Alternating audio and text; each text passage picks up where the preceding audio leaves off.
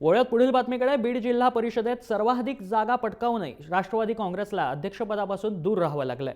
या पराभवाची दखल अजित पवारांनी घेतली. पक्षाविरोधी काम करणाऱ्यांवर कडक कारवाई केली जाईल असा इशारा अजित पवारांनी दिला.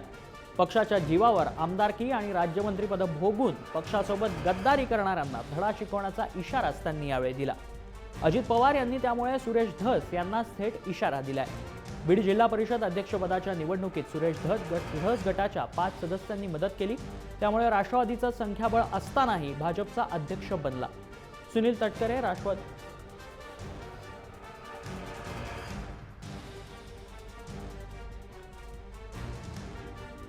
अध्यक्षांना कळवलेलं आहे की 2 दिवसात जिल्हा परिषदेच्या अध्यक्ष आणि उपाध्यक्षपदाच्या निवडणुकीमध्ये जे काही घडलेलं आहे त्याचा अहवाल त्यांनी त्या ठिकाणी सादर करावा.